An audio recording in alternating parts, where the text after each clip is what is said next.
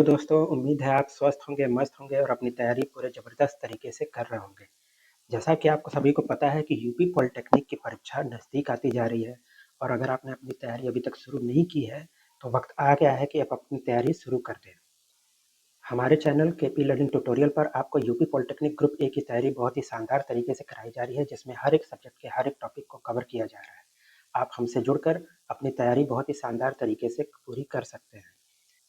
Group A के लिए सारी जानकारी जैसे कि टोटल कितने मार्क्स का एग्जाम होगा, हर एक क्वेश्चन कितने मार्क्स का होगा, नेगेटिव मार्किंग कितनी है, किस सब्जेक्ट से कितने मार्क्स पूछे जाएंगे, ये सारी जानकारी भी एक वीडियो के माध्यम से हमारे चैनल पर मौजूद है, जिसका लिंक आपको डिस्क्रिप्शन में मिल जाएगा। इस वीडियो के बाद आप उस वीडियो को भी देख सकते हैं। साथ ही अगर आपको सिलेबस ग्रुप ए के सिलेबस के का पीडीएफ चाहिए तो उसका भी पीडीएफ आपको डिस्क्रिप्शन में मिल जाएगा। ये कुछ इस तरीके से ये पीडीएफ हमारे चैनल पर मौजूद है। ये देखिए, ये फिजिक्स में कौन कौन से जो है और चैप्टर्स आएंगे, ये सारा लिखा हुआ है। केमिस्ट्री में कौन कौन सा चैप्टर्स आएगा और मैथ में कौन कौन सा चैप्टर आएगा, ये सभी इस पे मौजूद है। अगर हम आगे और बात करें तो आपको पता होगा कि यूपी पॉलिटेक्निक में मैथ से 50 क्वेश्चन पूछे जाते हैं और साइंस से भी 50 क्वेश्चन पूछे जाते हैं। साइंस भी फिर दो हिस्सों में है, फिजिक्स फिजिक्स से जिससे कि 25 क्वेश्चन आएंगे और केमिस्ट्री केमिस्ट्री से भी हमारा 25 क्वेश्चन आएगा, यानी कि साइंस से टोटल 50 क्वेश्चन और मैथ से भी टोटल 50 क्वेश्चन। अगर मैथ की बात की जाए तो मैथ में ये सभी चैप्टर्स हैं जो कि इम्पोर्टेंट है, जो आएंगे। जैसे कि कौन कौन से हैं देखते हैं। वास्तविक संख्याएं यानी कि रियल नंबर्स, ये एक इम्पॉर्टेंट चैप्टर है। द्विघात समीकरण यानी कि क्वाड्रेटिक इक्वेशंस, ये भी हमें पढ़ना है। सर्कल से रिलेटेड जो है सभी चीज़ पढ़ना है, जैसे कि सर्कल का एरिया क्या होता है, सरफेस एरिया क्या होता है, इससे रिलेटेड और वॉल्यूम क्या होता है, ये सभी चीज़ हमें पढ़ना है। फिर समांतर श्रेणियाँ यानी कि अर्थमेटिक प्रोग्रेशन से भी क्वेश्चंस आते हैं। ट्रायंगल और कोऑर्डिनेट ज्योमेट्री से भी क्वेश्चंस आता है। पॉलिनोमियल से भी आता है यानी कि बहुपद से भी क्वेश्चंस आते हैं। स्टैटिक्स एंड प्रोबेबिलिटी से भी बहुत सारे क्वेश्चंस आते हैं। Pairs of linear equation in 2 variables, इससे भी अच्छे अच्छे क्वेश्चंस आते हैं। ये बहुत ही इंपॉर्टेंट चैप्टर है। इंट्रोडक्शन टू ट्रिग्नोमेट्री यानी कि ट्रिग्नोमेट्री से भी क्वेश्चंस आता है और सम एप्लीकेशंस ऑफ ट्रिग्नोमेट्री जिसमें कि हाइट एंड डिस्टेंस और ये सब आता है। इससे भी बहुत इंपॉर्टेंट क्वेश्चंस आते हैं, जिसे हम ट्रिक से सॉल्व करना देखेंगे। चुटकियों में सॉल्व कर किस तरीके से किया जाए वो हम अपने चैनल पे आपको दिखाएंगे। और इस वीडियो में हम खास तौर पर आज हम रियल नंबर्स को पढ़ेंगे। इस रियल नंबर को भी हम 2 पार्ट में कवर करेंगे। पहले पार्ट में यहाँ पर ये शुरू के 5 चैप्टर्स, ये पहले पार्ट में हम कवर करेंगे। फिर दूसरे पार्ट में बाकी के 3 चैप्टर को भी हम कवर करेंगे। क्या क्या है पहले पार्ट में? Euclid's division lemma, Euclid's division algorithm एक होता है, हम देखेंगे कि उस पर क्या क्या चीज़ है, वो इम्पोर्टेंट सब कुछ कवर करेंगे। फिर फंडामेंटल थ्योरम ऑफ अर्थमेटिक, इसको भी हम देखेंगे। फिर एचसीएफ निकालना देखेंगे, फिर एलसीएम निकालना देखेंगे। और एचसीएफ और एलसीएम दोनों मिलकर एक फार्मूला बनाते हैं जो कि बहुत इंपॉर्टेंट है, इससे बहुत सारा क्वेश्चन पूछा जाता है, तो इसे भी हम इसी वीडियो में आज कवर करेंगे। तो सबसे पहला हमारा जो टॉपिक है वो है यूक्लिड्स डिवीजन लेमा। यूक्लिड्स विभाजन प्रमेयिका कहती है कि किन्हीं दो धनात्मक पूर्णांकों a और b के लिए ऐसी अद्वितीय पूर्ण संख्याएं q और r होती हैं कि वह किस रूप में आ जाए? a is equals to B Q plus R, जहां पर कि r जो है वो जीरो के बराबर या जीरो से बड़ा होना चाहिए, लेकिन कभी भी b से बड़ा नहीं हो सकता, वो b से हमेशा ही छोटा रहेगा। इसको कुछ इस तरीके से देखते हैं, बचपन से हम ये चीज़ करते आ रहे हैं। जब हम कोई चीज़ डिवाइड करते हैं, ये जो बीच में जो चीज़ लिखी जाती है उसको क्या कहते हैं? उसको कहते हैं भाज्य। भाज्य यानी कि डिविडेंड। जिस चीज़ से हम डिवाइड करते हैं, जिस नंबर से हम डिवाइड करते हैं, उसको कहते हैं, उसको यहाँ लिखते हैं और उसको क्या कहते हैं? भाजक। भाजक यानी कि डिवाइजर। जितने बार में हम उसको डिवाइड करते हैं उसको क्या कहते हैं? भागफल। भागफल यानी कि क्वोशिएंट। और जो लास्ट में हमें पास जो बचता है उसे क्या कहते हैं? शेष या फिर शेषफल, जिसे कहते हैं रिमाइंडर।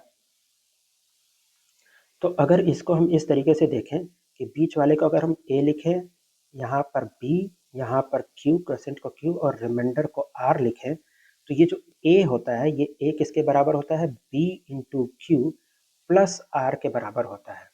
यानी कि यहाँ से क्या लिखा जा सकता है, यहाँ से लिखा जाता है ए is equals to B Q plus are, यही इसका स्टैंडर्ड फॉर्म होता है। और ये चीज़ ध्यान देने वाली चीज़ है कि ये जो रिमाइंडर है ये कभी भी इस बी से बड़ा नहीं हो सकता है और ना तो बी के बराबर भी नहीं हो सकता है, बी से हमेशा ही छोटा रहेगा, हमेशा ये छोटा रहेगा। यहाँ पर देखिए लिखा भी हुआ आसान भाषा में, जो भाज्य होता है यानी कि ए, वो भाजक और भागफल का मल्टीप्लिकेशन यानी कि बी इंटू क्यू और फिर प्लस शेषफल यानी कि प्लस आर, तो यहीं से बनता है ए is equals to B Q plus are. यही है यूक्लिड्स डिवीजन एल्गोरिथम। अब यहाँ पर कुछ महत्वपूर्ण पॉइंट्स देखते क्या क्या है कि शेषफल यानी कि जो रिमाइंडर आर है वो हमेशा भाजक यानी कि बी से छोटा होता है, ये अभी हमने देखा था। यदि आर इज इक्वल्स टू 0 है तो बी ए को पूरी तरह से विभाजित करता है। इसका हम एग्जांपल देखते हैं कि मान लीजिए यहाँ पर है 18 और इसको हमें 3 से डिवाइड करना है, तो आपको पता है कि ये पूरी तरीके से इसको डिवाइड कर देगा और रिमाइंडर हमारा क्या आएगा, 0 आएगा। तो वही चीज़ लिखा है कि जब r इज इक्वल्स टू 0 होता है तो जो b होता है वो a को पूरे तरीके से विभाजित कर देता है, इसीलिए हमारा रिमाइंडर क्या आता है, 0 आता है। अब ये जो थर्ड इंपॉर्टेंट पॉइंट है ये क्या है, ये बोलता है कि इस प्रमेयिका का उपयोग HCF निकालने में होता है। मतलब हम यूक्लिड्स डिवीजन एल्गोरिथम या फिर यूक्लिड्स डिवीजन लेमा ये पढ़ क्यों रहे हैं, क्योंकि हमें इससे HCF निकालना सीखना है। अब उदाहरण के लिए भी देखिए यहाँ पर दिया हुआ है कि यदि a इज इक्वल्स टू 37 है, a को जो बीच में लिखते हैं a इज इक्वल्स टू 37 है और b इज इक्वल्स टू 8 है, तो इसको हम अपने से पहले डिवाइड करके देखते हैं, तो ये कितनी बार में जाएगा, 4 बार में जाएगा, 32, और यहाँ पर शेष कितना बचेगा, 5। तो इसको क्या लिख सकते हैं, याद रहे बीच वाले को लिख सकते हैं किसके बराबर, इसके और इसके भाजक और जो भागफल है इसके मल्टीप्लिकेशन यानी कि 8 इंटू 4 प्लस ये जो शेषफल बचता है रिमाइंडर इसके बराबर, इसको करके देखते हैं, 8 चौके 32 प्लस 5 यानी कि 37। देखिए ये क्या हुआ, ये इसके बराबर आ गया। तो यही ये चीज़ इसको सेटिस्फाई करता है, ए is equals to B Q plus r. यहाँ पर भी वही चीज़ लिखा हुआ है, जहाँ पर कि हमारा फिर Q क्या होगा, जो Q किसके बराबर हो गया, 4 के बराबर, R जो है 5 के बराबर हो गया। तो यही चीज़ देखिए लिखा हुआ है कि Q इज इक्वल्स टू 4 और R इज इक्वल्स टू 5, और ये जो रिमाइंडर है ये जो होता है ये हमेशा क्या होता है, इससे छोटा होता है। ये चीज़ हमेशा ध्यान रखें, R is always less than B, R हमेशा B से छोटा होता है। अब नंबर्स का कुछ संख्याओं के कुछ रूप होते हैं जो इम्पोर्टेंट है, वो हमें देखना है। जैसे कि पहला रूप है सम संख्या, जिसको हम बोलते हैं इवन नंबर। तो सम संख्या का रूप क्या होता है, 2q, इसको 2q के फॉर्म में लिखा जा सकता है, 2q के रूप में लिखते हैं हमेशा सम संख्या को। और विषम संख्या जो कि ऑड नंबर है उसको किस रूप में लिखते हैं, 2q प्लस 1। तो सम संख्या जिसको कि 2q के रूप में लिखते हैं उसके एग्जाम्पल्स क्या है, जो कि दो से जो दो के मल्टीपल होते हैं वो सारे सम संख्या होते हैं, जैसे कि 2, 4, 8, 6, 8, ये सभी क्या होते हैं, सम संख्या। विषम संख्या का रूप क्या होता है, 2q प्लस 1। इसका एग्जाम्पल क्या है, जो कि वो सारे संख्या जो कि सम संख्या नहीं है वो विषम होते हैं, जैसे कि 1, 3, 5, 7, 9 ऐसे करके सब होते हैं। फिर 3 से विभाज्य यानी कि डिविजिबल बाई 3, 3 से विभाज्य जो होगा वो क्या हो जाएगा, 3q, 3 से विभाज्य 3q। इसी तरह 5 से विभाज्य, 5 से विभाज्य, 5 से विभाज्य संख्याओं का जो रूप होगा वो क्या होगा, 5q। अगला देखते हैं, 3 से विभाजित करने पर अगर शेष 1 बचे, 3 से विभाजित करने वाला क्या होता है, वो होता है 3q, और अगर शेष 1 बचे तो क्या कर लिख देंगे इसमें, +1। तो 3 से विभाजित करने पर शेष 1 आया तो इसका रूप क्या होता है, 3q प्लस 1। इसी तरह 3 से विभाजित करने पर शेष 2 बचे तो इसका रूप क्या हो जाता है, 3q प्लस 2। और इसी तरह अगर मैं आपसे बोलूं कि 5 से विभाजित, 5 से विभाजित करने पर शेष 3 आए तो उसका बताइए क्या होगा, उसका होगा 5q प्लस 3। इस तरीके से कि कोई भी क्वेश्चन पूछे, किसी भी रूप पूछे वो सभी आप निकाल सकते हैं। अब कुछ एग्जाम्पल्स हम सॉल्व करते हैं, कुछ प्रैक्टिस करते हैं। जैसे कि यहाँ पर क्वेश्चन है कि किसी पूर्णांक q के लिए प्रत्येक विषम पूर्णांक का रूप क्या होता है। यहाँ पर किसका पूछा है? विषम का। आपको याद हो कि सम का जो रूप होता है वो क्या होता है? 2q, और विषम का जो रूप होता है वो क्या होता है? 2q + 1। तो इसका सही उत्तर क्या हो जाएगा? इसका सही उत्तर हो जाएगा ऑप्शन डी। अगर आपने पढ़ा होगा तो ये क्वेश्चंस को आप सिर्फ 5 सेकंड में कर सकते हैं। किसी पूर्णांक m के लिए प्रत्येक सम पूर्णांक का रूप क्या होता है? तो सम का क्या होता है? सम का 2q, लेकिन यहाँ पर q नहीं बल्कि m के रूप में क्वेश्चन पूछा हुआ है, तो यहाँ पर कुछ नहीं करना है, बस q की जगह पे m रख देना है, तो 2m। तो 2m क्या हो जाएगा? इसका सही उत्तर हो जाएगा यानी कि ऑप्शन सी। अब अगले टॉपिक की तरफ बढ़ते हैं। अगला टॉपिक क्या है? फंडामेंटल थ्योरम ऑफ अर्थमेटिक, यानी कि अंक गणित की आधारभूत प्रमेय। इसमें क्या कहता है कि प्रत्येक भाज्य संख्या जो कि कंपोजिट नंबर को अभाज्य संख्याओं के गुणनफल के रूप में लिखा जा सकता है। अभाज्य संख्या पहले तो क्या होती है? Prime numbers. प्राइम नंबर्स के क्या क्या एग्जाम्पल होते हैं? प्राइम नंबर्स के एग्जाम्पल 2, 3, 5, 7, 11, ये सब कभी ये सारे क्या नंबर होते हैं? ये सभी प्राइम नंबर होते हैं। और जो नंबर प्राइम नंबर नहीं होते वो क्या होते हैं? कंपोजिट नंबर, जैसे कि 4, 6, 8, 9, 10, ये सभी नंबर्स क्या होते हैं? कंपोजिट नंबर होते हैं। ध्यान रहे, जो 1 है, 1 ना तो कंपोजिट नंबर होता है ना तो प्राइम नंबर होता है। तो इसमें क्या लिखा है कि प्रत्येक भाज्य संख्या यानी कि प्रत्येक कंपोजिट नंबर्स, ये जो कंपोजिट नंबर्स हैं, इनको अभाज्य संख्याओं के गुणनफल के रूप में लिखा जा सकता है। जैसे कि अगर मैं एग्जांपल बताऊं तो जैसे 6 है, तो 6 को आप क्या लिख सकते हैं? 2 × 3 6 होता है। 6 क्या है? एक कंपोजिट नंबर है। तो किसी भी कंपोजिट नंबर को आप अभाज्य संख्या यानी कि प्राइम नंबर्स के मल्टीप्लिकेशन के रूप में लिख सकते हैं। यही यहाँ पर लिखा हुआ है। इसको देखिए फिर क्या लिखा है आसान भाषा में। किसी भी संख्या को तोड़ो तो आपको गुणा के रूप में सिर्फ अभाज्य संख्याएं जैसे कि 2, 3, 5, 7 ही मिलेंगी। अब जैसे कि एक और एग्जांपल देखते हैं, 8। 8 को क्या लिख सकते हैं? 8 को लिख सकते हैं 2 × 2 × 2, 2 × 2 × 2। तो ये 8 क्या है? 8 एक कंपोजिट नंबर है यानी कि भाज्य संख्या है। और 2 क्या है? ये ये जो 2 लिखा हुआ है ये सभी क्या है? ये अभाज्य संख्या है यानी कि प्राइम नंबर्स है। तो किसी भी भाज्य संख्या को अभाज्य संख्याओं के गुणनफल के रूप में लिखा जा सकता है। एक इसका एग्जाम्पल देखें, इसके कुछ एग्जाम्पल्स दिए हुए हैं। जैसे कि देखिए 12। 12 को कैसे लिखा हुआ है? 2 × 2 × 3। तो 2 को 2 बार लिखा हुआ है, तो 2 को 2 बार लिखा है तो इसको क्या लिख सकते हैं? 2 की घात 2 × 3 सिर्फ एक बार है तो 3। 30 को क्या लिख सकते हैं? 2 × 3 × 5। इसको निकालना हो कैसे है? अगर आपको कोई भी नंबर का निकालना हो तो कुछ इस तरीके से, जैसे कि मान लीजिए हम यहाँ पर 72 का निकाल के देखते हैं। 72 वो सबसे छोटी संख्या जो 72 को काट सकती है वो क्या होती है? 2। 2 से कितनी बार में जाएगा? 36 बार में। ये 36 भी 2 बार में 2 से कटेगा। 2 से कितनी बार में जाएगा? 18 बार में। 18 भी अभी 2 से कटेगा तो 2 से 9 बार में। अब ये 9 2 से नहीं जा सकता, तो 2 के बाद जो अभाज्य संख्या है जिससे कि ये कट सकता है वो क्या है? 3। तो 3 से काटेंगे 3 बार में गया, फिर ये 3 से काटेंगे 1 बार में गया। जब यहाँ पर 1 आ जाए तो हम यहीं पर रुक जाते हैं और यही हमारा क्या होता है?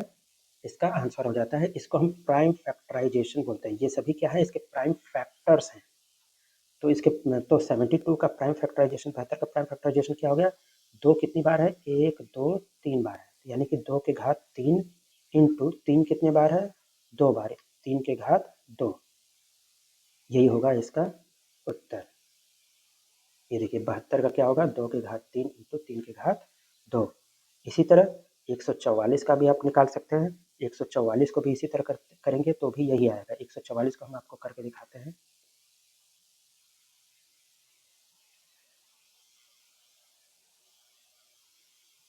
एक सौ चौवालीस को जब आप करेंगे तो 144 क्या होगा? 2 से कट जाएगा, कितनी बार में जाएगा? 72 बार में। फिर 72 36 बार में, 36 भी 2 से कटेगा 18 बार में, फिर ये भी 9 बार में। अब ये 2 से नहीं कट सकता, अब 3 से कटेगा 3 3 बार में और ये 3 1 बार में। तो आप 144 को क्या लिख सकते हैं? देखिए 2 कितनी बार आया है? 1 2 3 4, 2 के घात 4 और 3 कितनी बार आया है? 2 बार, इंटू 3 के घात 2। यही 144 का क्या हो जाएगा? आंसर हो जाएगा 2 के घात 4 इंटू 3 के घात 2। इस तरीके से आप किसी भी नंबर का प्राइम फैक्टर निकाल सकते हैं। अब देखिए यहाँ पर अब सवालों को करते हैं जो कि पहले पूछे जा चुके हैं। देखिए ये जेईई सीयूपी 2019 में पूछा गया क्वेश्चन है कि 144 को अभाज्य गुणनखंडों के गुणनफल के रूप में इस प्रकार व्यक्त किया जा सकता है। तो किस प्रकार व्यक्त किया जा सकता है आपको वो निकालना है। जैसा कि आपको दिखाया था अभी मैंने 144 का करके, तुरंत आपको रफ वर्क में ये करके और इसका क्या जो आंसर होगा वो क्या होगा? 2 के घात 4 इंटू 3 के घात 2, 2 के घात 4 इंटू 3 के घात को 2। इस तरीके से आप इसका आंसर निकाल सकते हैं। अब 72 का भी हमने देखा था। 72 का क्या था? 72 का था 2 के घात 3 इंटू 3 के घात 2, 2 के घात 3 इंटू 3 के घात 2, यानी कि इसका सही उत्तर क्या हो जाएगा? Option B. अब इसको आप पॉज करके, वीडियो को पॉज करके इसको आप ट्राई कीजिए। 256 का प्राइम फैक्टराइजेशन क्या होगा? 256 को अगर हम देखें, 256 क्या होगा? ये 2 से चला जाएगा, 2 128 बार में, फिर ये 2 कितनी बार में कटेगा? 64 बार में, फिर 2 ये 32 बार में, फिर ये 2 16 बार में, फिर 2 8 बार में, फिर अभी भी 8 भी 2 से कटेगा 4 बार में, फिर ये 2 बार में और ये फिर 1 बार में। इसका मतलब कि 2 कितनी बार आया है? 256 को लिख सकते हैं 2 के घात 1 2 3 4 5 6 7 8, 2 के घात 8, यानी कि इसका सही उत्तर क्या हो जाएगा? Option C. अब अगला टॉपिक हम देखते हैं। अगला टॉपिक क्या है? एचसीएफ। अब जो हमने अभी तक जो भी पढ़ा है, एक तो यूक्लिड्स डिवीजन लेमा और दूसरा हमें प्राइम फैक्टराइजेशन निकालना जो सीखा है, वो दोनों का इस्तेमाल हमारा एचसीएफ और एलसीएम निकालने में होगा। वो देखते हैं क्या है। पहले तो जो एचसीएफ, जिसको कि मस आप बोलते हैं, एचसीएफ का फुल फॉर्म क्या होता है? Highest common factor. तो हाईएस्ट कॉमन फैक्टर ये एचसीएफ का फुल फॉर्म होता है। एचसीएफ निकालने का दो तरीका होता है। एचसीएफ निकालने की दो विधियां होती हैं। पहला क्या है? Prime factorization method. अभी जो हमने प्राइम फैक्टराइजेशन निकालना सीखा था उसके मदद से निकाल सकते हैं ये एचसीएफ। और दूसरा मेथड होता है Euclid's division lemma. Euclid's division algorithm जो हमने पढ़ा था उसका भी इस्तेमाल हम एचसीएफ निकालने में करेंगे। अब दोनों में से कौन सा मेथड कब इस्तेमाल करना है ये चीज़ देखते हैं। तो इसका तरीका क्या है कि जब कभी भी छोटे छोटे नंबर्स का हमें एचसीएफ निकालना हो तो सबसे आसान तरीका क्या होता है? Prime factorization method. जैसे कि अगर मान लीजिए कि हमें 12 और 15 का एचसीएफ निकालना है, एचसीएफ निकालना है 12 और 15 का, तो उसके लिए क्या करेंगे? हम सबसे पहले तो 12 और 15 दोनों का प्राइम फैक्टर निकालेंगे। 12 का प्राइम फैक्टर क्या होता है? 2 के घात 2 इंटू 3। 15 का प्राइम फैक्टर क्या होता है? 3 इंटू 5। अब एचसीएफ निकालने का एक ट्रिक है, प्राइम फैक्टराइजेशन से एचसीएफ निकालने का ट्रिक है। सबसे पहले तो वो देखते हैं। एचसीएफ निकालने के लिए ध्यान देना है कि सिर्फ उन फैक्टर्स को लेना है जो कि दोनों में कॉमन हो। इस चीज़ का विशेष ध्यान देना है। एचसीएफ निकालने के लिए क्या है कि वो सिर्फ उन्हीं फैक्टर्स को लेना है जो कि दोनों ही नंबर्स में वो फैक्टर क्या हो? कॉमन हो, जो दोनों में मौजूद हो। और दूसरा इसका ट्रिक क्या है कि इसके नाम का जस्ट उल्टा करना है। नाम में एच का क्या मतलब होता है? हाईएस्ट। एच का मतलब होता है हाईएस्ट, लेकिन हमें इसका जस्ट उल्टा करना है, यानी कि हमें इसके लोवेस्ट पावर को लेना है। इसका जो लोवेस्ट पावर होगा वो लेना है। कैसे? ये चीज़ हम देखते हैं। जैसे कि एचसीएफ ऑफ 12 और 15, एचसीएफ और 12 और 15 में पहला ट्रिक क्या बता रहा था कि वो कॉमन होना चाहिए। जो भी हमें फैक्टर लेना है वो दोनों में मौजूद होना चाहिए। जैसे कि अगर आप ये 2 को देखें, 2 के घात 2 ये जो फैक्टर है, ये 2 12 में तो मौजूद है लेकिन 15 में 2 कहीं भी मौजूद नहीं है, तो इसलिए 2 को नहीं लेंगे क्योंकि हमें सिर्फ कॉमन फैक्टर्स को ही लेना है। यहाँ पे 2 को नहीं लेंगे। लेकिन 3 क्या है? 3 दोनों में ही मौजूद है, तो इसलिए हम 3 को लेंगे। क्या हम 5 को लेंगे? नहीं, 5 को भी नहीं लेंगे। क्यों? क्योंकि 5 15 में तो मौजूद है लेकिन 12 में मौजूद नहीं है, इसलिए 5 को हम नहीं लेंगे। और फिर इसका दूसरा ट्रिक क्या था? दूसरा ट्रिक ये कह रहा था कि लोवेस्ट पावर को लेना है।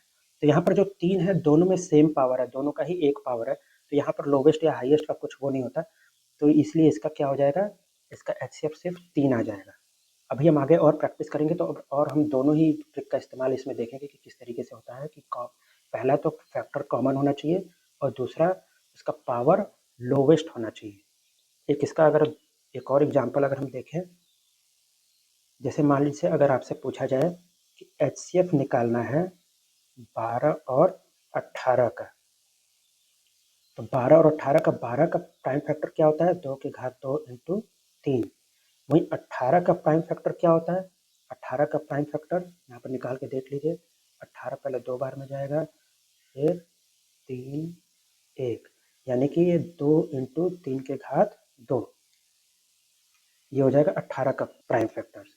अब अगर मुझे एचसीएफ निकालना है इसका कि 12 और 18 का क्या होगा, तो वही चीज़ ट्रिक वही होगी, सिर्फ उन प्राइम फैक्टर्स को लेना है जो दोनों में कॉमन हो। इसमें 2 भी कॉमन है और 3 भी कॉमन है, तो दोनों को लेना है, 2 को भी लेना है, 3 को भी लेना है।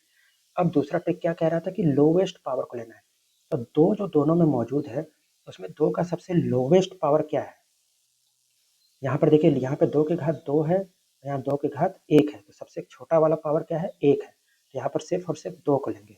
यहाँ पर भी देखिए, यहाँ पे 3 की घात 1 है, यहाँ 3 की घात 2 था, तो इसमें से छोटा कौन सा हुआ? 3 की घात 1, इसलिए हम सिर्फ 3 की घात 1 यानी कि 3 को ही लेंगे। तो 2 गुणे 3 यानी कि 6। 6 क्या हो जाएगा? इसका आंसर हो जाएगा, यानी कि 12 और 18 का जो एचसीएफ है वो कितना हो जाएगा? 6 हो जाएगा। अब यूक्लिड्स डिवीजन एल्गोरिथम कहाँ इस्तेमाल करते हैं?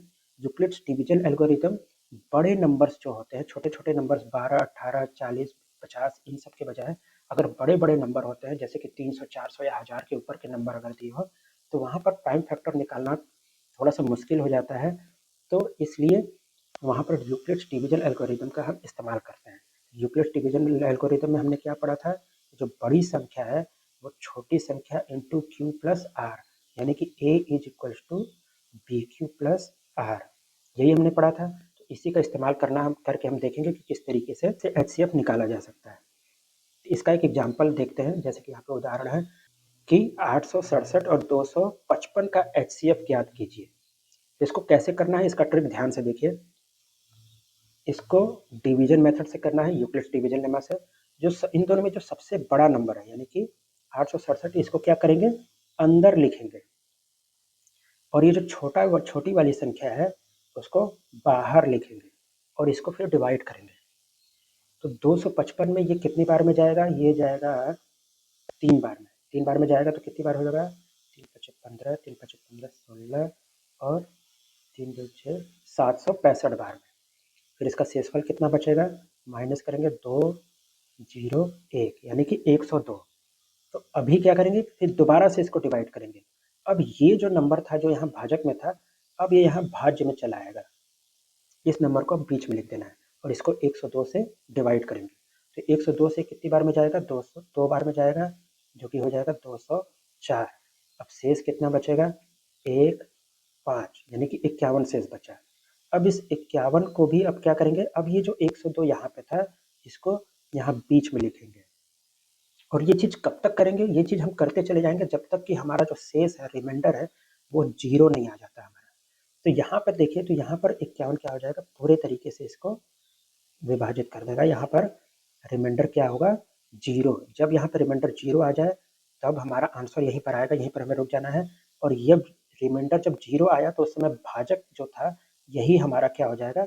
आंसर हो जाएगा, और यही हमारा एचसीएफ हो जाएगा। तो ये ट्रिक है बड़े बड़े नंबरों का एचसीएफ निकालने का ट्रिक। देखिए यहाँ पे मेमोरी ट्रिक भी दिया हुआ है। क्या चीज़ है याद रखने का तरीका? एचसीएफ जो है वो होता है हाईएस्ट कॉमन फैक्टर। एच का मतलब होता है हाई, एच का मतलब होता है हाई, लेकिन हमें वहाँ पर क्या करना है? जस्ट उसका उल्टा करना है, यानी कि उसका सबसे छोटी पावर को लेना है। जो सबसे छोटी पावर है, सबसे छोटी घात पावर को हम लेते हैं, जस्ट उसका उल्टा करते हैं। और दूसरा मैंने ट्रिक क्या बताया था इसका? एक और ट्रिक कि एचसीएफ लेते समय सिर्फ और सिर्फ कॉमन फैक्टर्स को ही लेते हैं, जो दोनों में मौजूद हो, वो फैक्टर जो दोनों में मौजूद है उन्हीं को लेते हैं। और ये दूसरा तो ये था ही कि उसके सबसे लोवेस्ट पावर यानी कि उसके सबसे छोटे पावर को लेते हैं। ये दोनों ही हमें ध्यान देनी है। अब इसके प्रैक्टिस के लिए देखते हैं, यहाँ पे प्रैक्टिस के लिए क्वेश्चन दिया हुआ है, जैसे 2018 में पूछा गया है ये क्वेश्चन है। ये सेम वही क्वेश्चन है कि 867 और 255 का एचसीएफ क्या होगा। इसको हमने अभी निकाल के देखा था, क्या होगा, ऑप्शन बी। अब 12 और 15 का एचसीएफ, 12 और 15 क्या है, छोटे छोटे, इसको हमने निकाल के देखा भी था। 12 और 15 छोटे छोटे नंबर हैं, इसलिए सबसे अच्छा तरीका इसका क्या होगा, प्राइम फैक्टराइजेशन मेथड। जैसे कि 12 का क्या होगा, 2 के घात 2 इंटू 3 प्राइम फैक्टर होता है, और 15 का क्या होता है, 3 इंटू 5। तो जो चीज़ कॉमन है सिर्फ इसमें सिर्फ एक ही कॉमन है, वो है 3। तो इसका एचसीएफ भी जो हो जाएगा 12 और 15 का, वो क्या हो जाएगा, 3। इसका सही उत्तर होगा ऑप्शन सी। अब वीडियो पॉज करके इस क्वेश्चन को आप सॉल्व करिए। इसको मैं दोनों ही तरीके से सॉल्व करके दिखाऊंगा कि प्राइम फैक्टराइजेशन मेथड, और दूसरा यूक्लिड्स डिवीजन लेमा से भी सॉल्व करके दिखाऊंगा कि कैसे होगा। पहले प्राइम फैक्टराइजेशन मेथड से करें तो क्या होगा, उसके लिए हमें दोनों नंबर का प्राइम फैक्टर हमें पहले निकालना होगा। तो 48 और 60 का, 48 का प्राइम फैक्टर क्या होगा, 2 से ये पहले जाएगा 24 बार में, फिर ये 12 बार में, 6 बार में, 3 बार में, और ये 3 एक बार में। तो इसका क्या हो जाएगा, 2 कितनी बार है, 3 4 बार, तो 2 के घात 4 इंटू 3, ये इसका प्राइम फैक्टर हो जाएगा। इसी तरह 60 का भी प्राइम फैक्टराइजेशन निकालेंगे। 60 का क्या होगा, 2 से ये 30 बार में जाएगा, फिर 2 से 15 बार में, अब ये 3 से जाएगा 5 बार में, और फिर ये 5 से जाएगा एक बार में, यानी कि 2 के घात 2 इंटू 3 इंटू 5।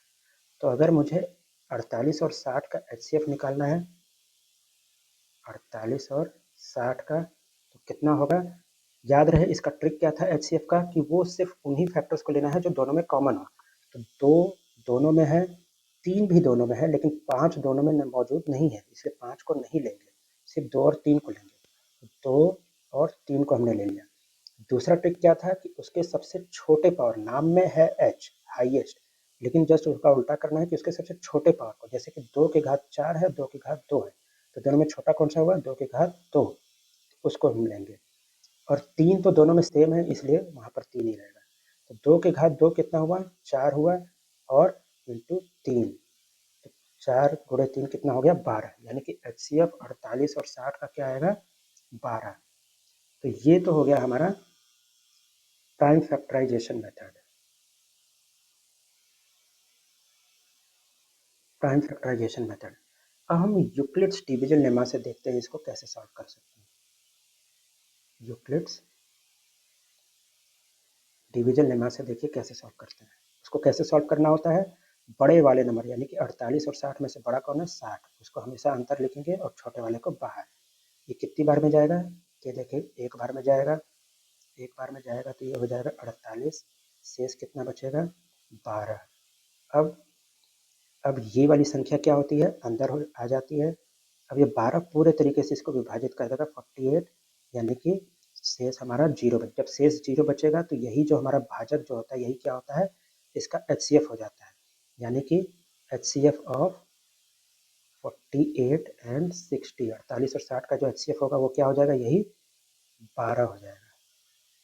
देखिए दोनों ही मेथड, चाहे कोई भी मेथड इस्तेमाल करें, कोई भी तरीका इस्तेमाल करें, आंसर दोनों में सेम आएगा। तो इसका सही उत्तर क्या हो जाएगा, ऑप्शन सी, 12। अब अगला टॉपिक देखते हैं। अगला टॉपिक है एलसीएम निकालना। एलसीएम, एलसीएम का फुल फॉर्म क्या होता है, एलसीएम का फुल फॉर्म होता है lowest common multiple, lowest common multiple.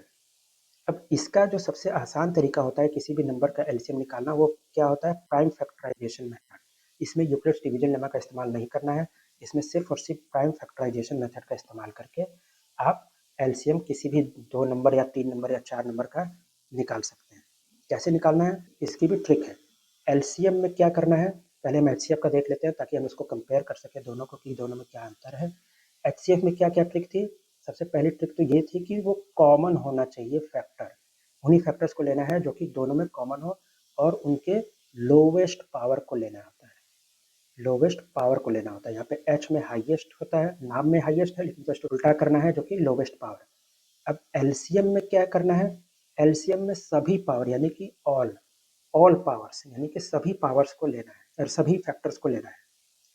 HCF में जो हमें सिर्फ कॉमन फैक्टर्स को लेना होता था वो फैक्टर जो दोनों में कॉमन हो, एलसीएम में ऐसा नहीं करना है। एलसीएम में सभी फैक्टर्स को लेना है, चाहे वो कॉमन हो या ना हो, उससे मतलब नहीं है। बस वो मौजूद अगर है किसी भी नंबर के फैक्टर में तो उसको लेना है। और इसमें भी ठीक वही चीज़ करना है, जस्ट उल्टा, यानी कि एल का क्या मतलब होता है, लोवेस्ट। इसका जस्ट उल्टा करना है, यानी कि उसमें भी हाईएस्ट पावर को लेना है। तो ये होता है एचसीएफ और एलसीएम का ट्रिक। देखिए यहाँ पे लिखा हुआ है प्रत्येक अभाज्य गुणनखंड की सबसे बड़ी घात यानी कि हाईएस्ट पावर वाले को ही लेकर हम गुणा करते हैं, तो हमारा एलसीएम आता है। देखिए मेमोरी ट्रिक में है, एल का मतलब तो वैसे लोवेस्ट होता है, लेकिन हमें क्या करना है, जस्ट उसका उल्टा बड़ा लेना है, यानी कि सबसे बड़ी घात, सबसे बड़ी पावर को हम यहाँ पर लेते हैं। और दूसरा एक और ट्रिक जो क्या था इसमें, एचसीएफ में सिर्फ कॉमन वाले फैक्टर्स को ही लेना था, लेकिन एलसीएम में ऐसा नहीं करना है। एलसीएम में सभी फैक्टर्स को लेना है, कॉमन हो या ना हो उससे मतलब नहीं, सभी फैक्टर्स को लेना है। अब इसका कुछ ट्रिक भी देख लेते हैं, मतलब इसका एग्जांपल करके देख लेते हैं। जैसे कि सेम अगर 12 और 18 का हमें एलसीएम निकालना हो तो क्या होगा, तो वो देखते हैं हम प्राइम फैक्टराइजेशन मेथड से कैसे सॉल्व करेंगे। तो 12 का प्राइम फैक्टर क्या था, 2 के घात 2 इंटू 3। वहीं 18 का प्राइम फैक्टर क्या था, 2 के घात 2 इंटू 3 के घात 2। तो एलसीएम में क्या था कि एलसीएम में सभी फैक्टर्स को लेना है, चाहे कॉमन हो या ना हो। जैसे कि यहाँ पर 2 और 3 मौजूद है, तो 2 और 3 दोनों को ही हम लेंगे। इसके अलावा भी कुछ होता है, कोई ऐसा नंबर लेते हैं जिसमें कि 2 और 3 के अलावा भी किसी एक में होता है। मान लीजिए यहाँ पर 5 होता है, तो हम उसको भी लेते हैं, क्योंकि यहाँ कॉमन होना जरूरी नहीं है। ठीक है, तो यहाँ पर हमने देखा कि 2 और 3 को हमने लिया। अब उसमें भी क्या करना होता है, एलसीएम में उसके सबसे बड़ी घात को लेना होता है, हाईएस्ट पावर। यहाँ पर 2 के घात 2 है, यहाँ पर सिर्फ 2 है, तो यहाँ पर किसको लेंगे, 2 के घात 2 लेंगे, क्योंकि ये सबसे बड़ी पावर है। इसी तरह 3 और 3 के घात 2, दोनों में से बड़ा कौन है, 3 के घात 2, तो यहाँ पे 3 के घात 2 लेंगे। तो 2 के घात 2 कितना होता है, 4, और 3 के घात 2 9, गुणा करने पे कितना आएगा, 36। यानी कि 12 और 18 का जो एलसीएम होगा, एलसीएम जो होगा वो कितनी होगी, कितना आएगा, 36। यही उसका आंसर है। अब कुछ क्वेश्चंस को हम सॉल्व करके देखते हैं प्रैक्टिस के लिए। देखिए 24 और 36 का एलसीएम ज्ञात कीजिए। वीडियो को पॉज करके इसको अपने से सॉल्व करने की कोशिश कीजिए। हम इसको प्राइम फैक्टराइजेशन मेथड से ही निकालेंगे। 24 का क्या होता है, निकाल लीजिए। 24 का प्राइम फैक्टर 2 12 बार में जाएगा, 6 3 1, यानी कि 2 के घात 3 इंटू 3। इसी तरह दूसरा क्या है, 36। 36 का ये प्राइम फैक्टर देखते हैं क्या क्या होता है।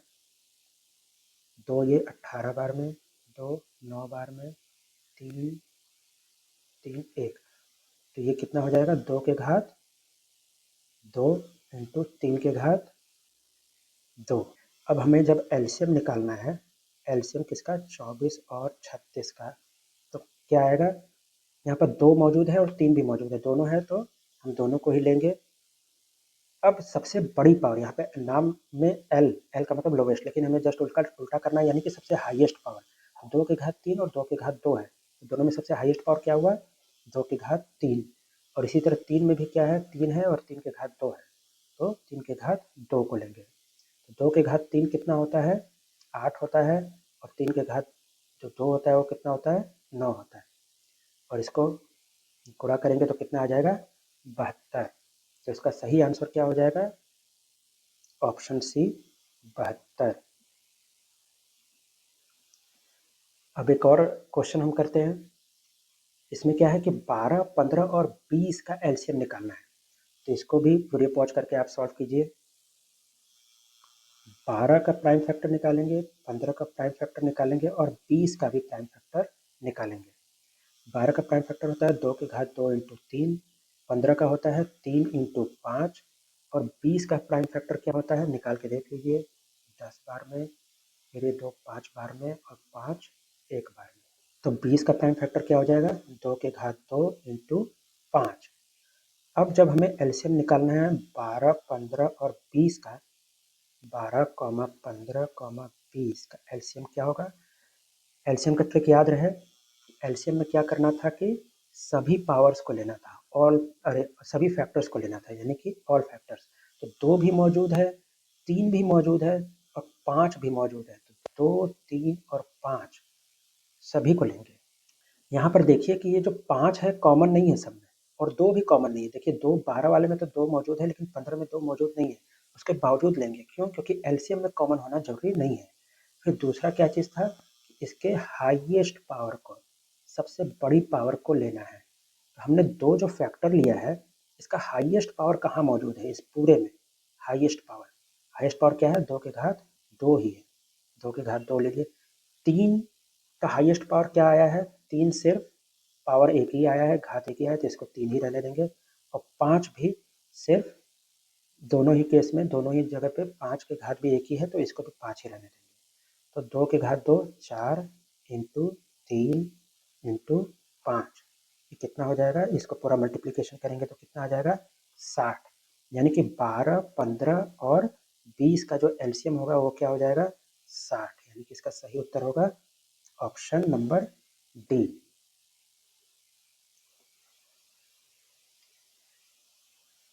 अब जो अगला टॉपिक था जिसमें मैंने बताया था कि एचसीएफ और एलसीएम को मिला के भी फॉर्मूला बनता है, ये बहुत ही इंपॉर्टेंट टॉपिक है। इससे बहुत सारे सवाल पूछे जाते हैं, बहुत सारे क्वेश्चन आते हैं। इसका फॉर्मूला क्या है कि मान लीजिए वो 2 नंबर हैं ए और बी, जिसका एचसीएफ और एलसीएम आपने निकाला है, एलसीएम और एचसीएफ आपने निकाला है।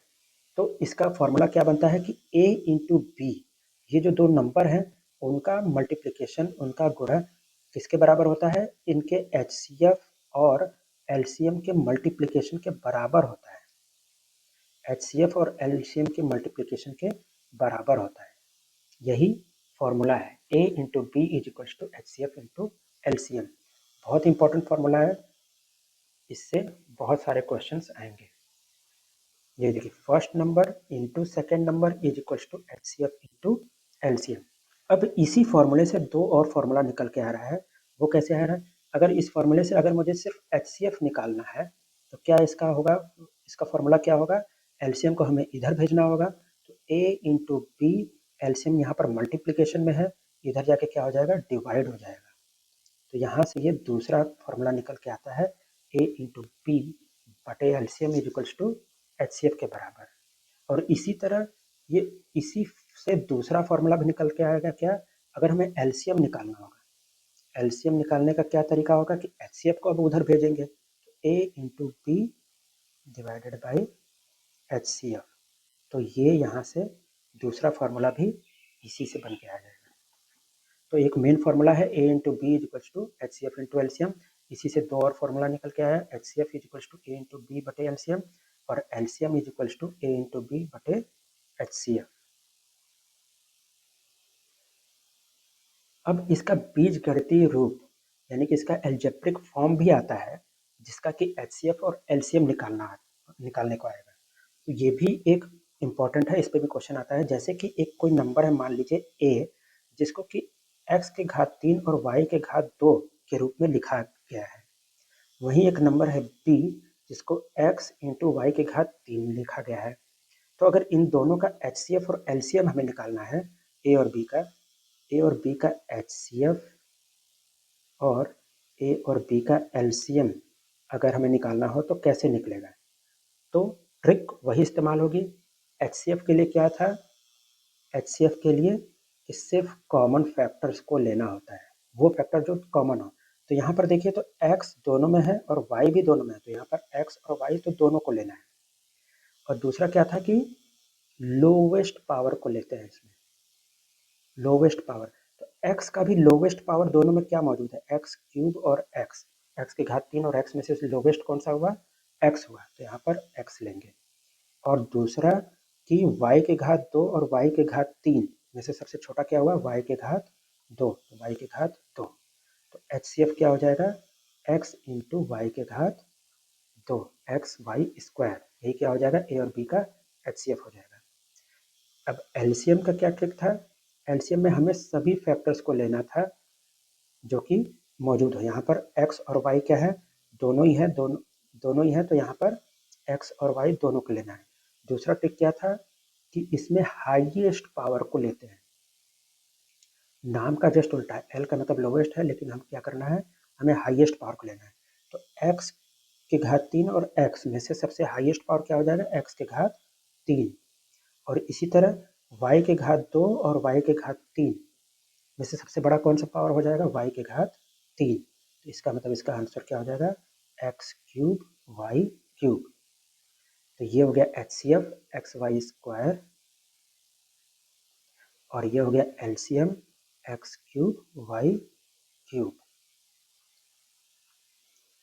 अब एक और एग्जांपल हम अपनी तरीके से करके देखते हैं, अपने तरीके। मान लीजिए एक नंबर है x, जिसको लिखा जा सकता है a इंटू बी का स्क्वायर इंटू सी का क्यूब, और वहीं दूसरा नंबर है जो कि है a स्क्वायर इंटू बी का क्यूब। तो मुझे आप निकाल के बताइए कि HCF x और y का HCF क्या होगा, और LCM x और y का क्या होगा। तो HCF निकालने का क्या था, सिर्फ कॉमन फैक्टर्स, ध्यान रहे HCF निकालने का क्या ट्रिक था कि सिर्फ उन्हीं फैक्टर्स को लेना है जो कि कॉमन हो। यहाँ पर A और B तो दोनों में मौजूद है, लेकिन C दोनों में मौजूद नहीं है, इसलिए यहाँ पर C को हम नहीं लेंगे, सिर्फ A और B को लेंगे। और उसमें भी A का कौन सा पावर लेंगे, H का मतलब होता है हाईएस्ट, तो हमें उसका उल्टा यानी कि लोवेस्ट, तो सबसे छोटा पावर।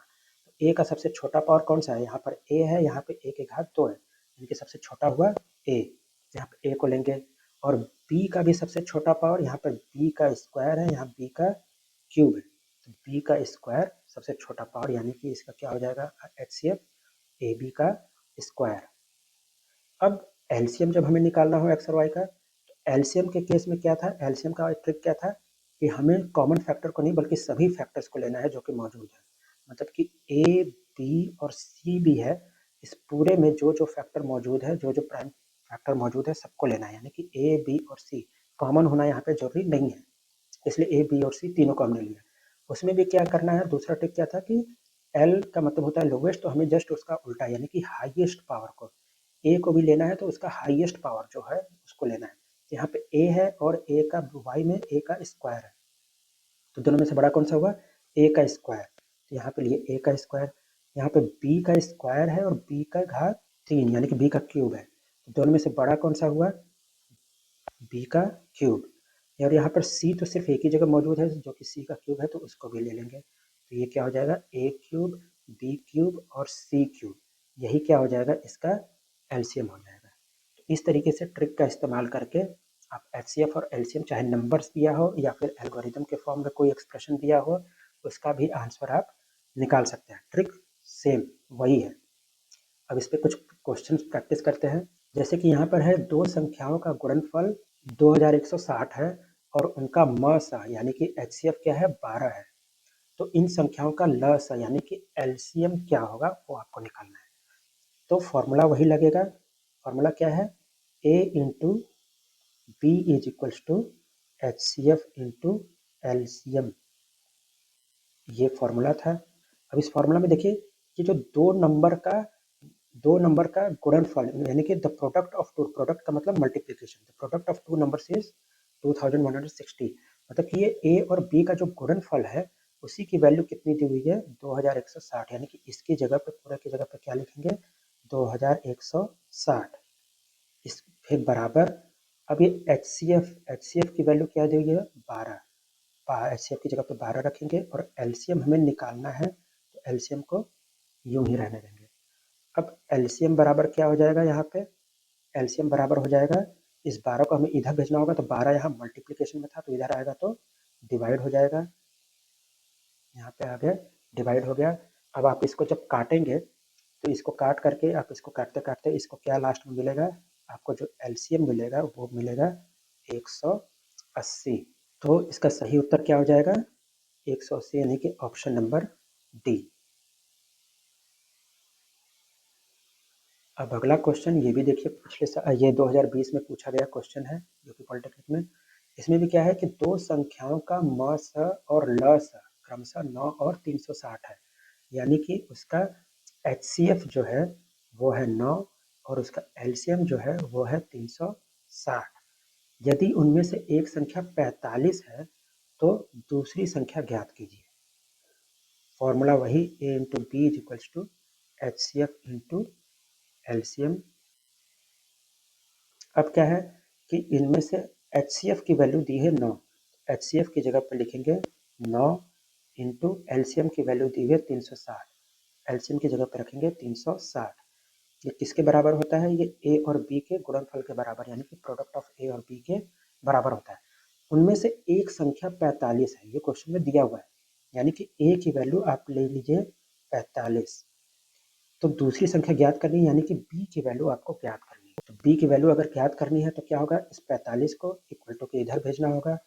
45 यहाँ मल्टीप्लीकेशन में है, इधर जाके ये डिवाइड में हो जाएगा, यानी कि 9 इंटू 360 डिवाइडेड बाई 45। अब इसको सॉल्व कीजिए, ये 45 पूरा का पूरा 5 बार में कटेगा 45, और फिर ये 5 ये कितनी बार में कटेगा 5, ये इसको अगर आप काटेंगे तो ये कितनी बार में कटेगा, ये 72 बार में कटेगा, यानी कि B की वैल्यू क्या आ गई 72, 72। इसका सही आंसर क्या हो जाएगा, ऑप्शन सी।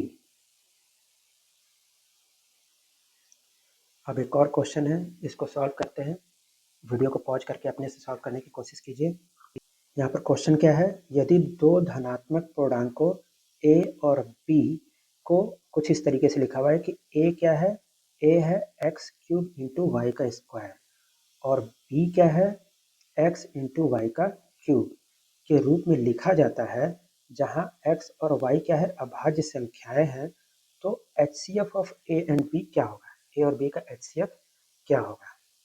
इसको कैसे सॉल्व करें, A is equals to X cube into Y square, ये दिया हुआ है, और B किसके बराबर दिया है, एक्स वाई क्यूब के बराबर। तो हमें इस A और B का HCF निकालना है, HCF ऑफ A, B क्या होगा। तो इसका भी उत्तर बिल्कुल वैसे ही करना है, उसी ट्रिक के से करना है। पहले HCF में क्या होता है, सिर्फ कॉमन फैक्टर्स को लिया जाता है, वो फैक्टर्स जो दोनों में कॉमन है।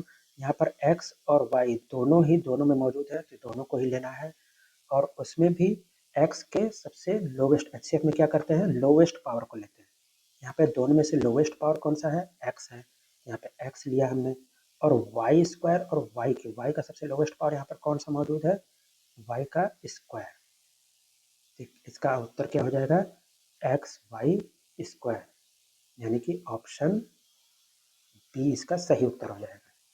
तो अगर आपको ट्रिक पता होगी, आपने प्रैक्टिस अगर किया होगा, तो ये सिर्फ देखिए क्वेश्चन को पढ़ लेने के बाद मुश्किल से 5 सेकंड लगेगा, 5 सेकंड लगेगा इस क्वेश्चन को सॉल्व करने में। एक और क्वेश्चन है, इसको भी वीडियो पॉज करके आप अपने से सॉल्व करने का कोशिश कीजिए। क्वेश्चन क्या है, यदि दो संख्याओं का गुणनफल 1280 है और LCM 320 है, तो HCF ज्ञात कीजिए। इसमें भी क्या होगा, फॉर्मूला वही इस्तेमाल होगा, A into B is equals to HCF into LCM। अब A और B का जो गुणनफल है, दो संख्याओं का गुणनफल जो दिया है 1280, यानी कि A और B की जगह पे क्या लिखेंगे 1280, और फिर LCM इसका 320 दिया है, HCF बल्कि निकालना है, HCF को निकालना है, तो HCF को ऐसे ही रहने देते हैं, और LCM का क्या लिख देते हैं 320। तो हमें जब HCF निकालना है तो HCF कैसे निकलेगा, HCF निकालने के लिए इस 320 को इधर भेजना पड़ेगा, तो 320 इधर मल्टीप्लिकेशन में था, इधर जाके क्या हो जाएगा डिवाइड में, यानी कि 1280 के बाद के नीचे ये चला आएगा 320। अब इसको क्या करेंगे, इसको आप ये कटेगा पूरे 4 बार में, तो इसका मतलब जो HCF है, HCF की क्या वैल्यू आ जाएगी 4, यानी इसका सही आंसर क्या हो जाएगा, ऑप्शन सी। ये भी एक क्वेश्चन है, अलजेब्रिक फॉर्म में दिया हुआ है, इसको भी आप सॉल्व करिए। यहाँ पर यदि P is equals to A square B cube है और Q is equals to A cube B है, तो LCM यहाँ पर निकालना है, P और Q का क्या होगा। p is equals to A square B cube और q is equals to A cube p है। तो दोनों का एलसीएम हमें निकालना है, LCM of p and q, p और q का एलसीएम निकालना है। तो क्या होगा, एलसीएम निकालने का क्या ट्रिक था कि हमें सभी फैक्टर्स को लेना है। यहाँ पे a और b ही फैक्टर है, सिर्फ a और b दोनों को लेना है। अब नाम में l लोवेस्ट होता है, लेकिन हमें उसका उल्टा यानी कि हाईएस्ट पावर, ए स्क्वायर और ए क्यूब में सबसे हाईएस्ट पावर, सबसे ज़्यादा पावर वाला कौन सा है, ए के घात 3, वो लेंगे। और बी में भी दोनों का सबसे हाईएस्ट पावर यानी कि बी के घात 3, यानी कि इसका सही उत्तर क्या हो जाएगा, ए क्यूब बी क्यूब, ए के घात 3 और बी के घात भी 3। तो कौन सा ऑप्शन हुआ, यहाँ पे ऑप्शन ए इसका सही उत्तर हो गया। तो इस तरीके से अगर आपको सब कुछ पता होगा, सब आपने ट्रिक याद रखा होगा और आपने इसके प्रैक्टिस किया होगा, तो इन सब क्वेश्चन में मुश्किल से मुश्किल 5 सेकंड लगेंगे। 5 सेकंड में क्वेश्चन पढ़ने के बाद सिर्फ 5 सेकंड में इन सभी क्वेश्चंस का आंसर आप निकाल सकते हैं। तो यहाँ पर हमारा रियल नंबर का पार्ट 1 यहीं पे ख़त्म होता है। इसके बाद पार्ट 2 भी आएगा, जो बाकी के 3 टॉपिक्स हैं उसको भी हम इसको कवर करेंगे। बाकी आपको इसका पीडीएफ और ये पार्ट 2 दोनों का पीडीएफ आपको हमारे टेलीग्राम चैनल पे मिल जाएगा। टेलीग्राम चैनल का लिंक भी डिस्क्रिप्शन में होगा। सिलेबस का पीडीएफ भी टेलीग्राम चैनल, अरे ये डिस्क्रिप्शन में मिल जाएगा, वहाँ से आप देख सकते हैं। बाकी अगर आपको इस पर कुछ भी डाउट हो और हमें मुझे अगर कांटेक्ट करना हो, तो आप इस नंबर पे मुझसे कांटेक्ट कर सकते हैं। बाकी थैंक यू, अपनी तैयारी अच्छे तरीके से करिए और इसके बाद सेकंड पार्ट ज़रूर देखिएगा। धन्यवाद।